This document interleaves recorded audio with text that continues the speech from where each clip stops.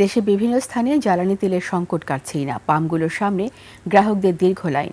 পরিস্থিতি নিয়ন্ত্রণে সিরাজগঞ্জ পঞ্চগড়ে ফুয়েল কার্ডের মাধ্যমে চলছে পেট্রোল ও অকটেন বিক্রি। এদিকে জ্বালানি সংকটের দোহাই তুলে খুলনা শহরে বেড়েছে সিএনজি চালিত অটোর ভাড়া। অন্যদিকে দেশের জেলের বিভিন্ন জেলায় অবৈধ মজুদ বিরোধী অভিযান চলছে। প্রতিনিধিদের তথ্য ভিডিওতে উপমা রায়ের ডেস্ক রিপোর্ট। নগদ নিয়ে এলো হার না মানা হার অফার। সর্বনিম্ন 10,000 টাকা রেমিটেন্স নগদে পাঠালে থাকছে স্বর্ণের হার জেতার সুযোগ।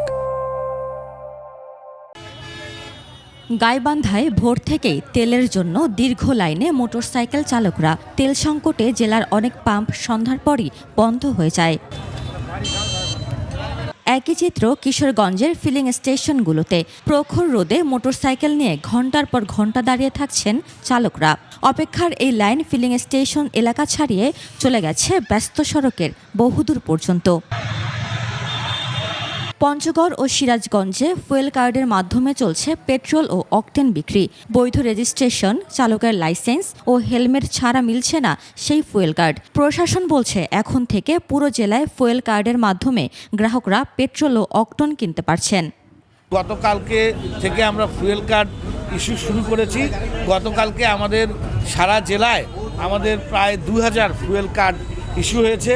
চুয়াডাঙ্গা জেলার ডিলাররা বলছে ডিজেলের সংকট নেই, তবে কৃষকদের অভিযোগ গ্রাম থেকে শহরে এসে ঘন্টার পর ঘন্টা লাইনে দাঁড়িয়ে চরম ভোগান্তিতে পড়ছেন তারা। বেশিরভাগ দিনই তেল না পেয়ে ফিরে যেতে হয় তাদের। 10 লিটার 15 লিটার আমাদের তেল লাগবে, আর যখনই গ্রামে পাবো তখন 2 লিটার নিলে আমাদের 2 লিটারই যথেষ্ট। কৃষকদের স্বার্থে প্রতি জনপ্রতি আমরা 5 লিটার করে তেল দিচ্ছি। এছাড়াও নিজ নিজ উপসহকারী কৃষি অফিসাররা তাদের চাহিদা পূরণ করার পরে যে প্রত্যয়ন দিচ্ছে, সে প্রত্যয়নে কারো 10 লিটার, কারো 20 লিটার, কারো 30 লিটার, কারো 40 লিটার পর্যন্ত আমরা দিচ্ছি। একই জেলার ডিঙ্গেদাও হাইওয়ে ফিলিং স্টেশনে সরকারি আদেশ অমান্য করে বিশৃঙ্খলা ও মারামারির অভিযোগে 2 জনকে 5 দিন কারাদণ্ড ও 1 জনকে জরিমানা করেছে ভ্রাম্যমাণ আদালত।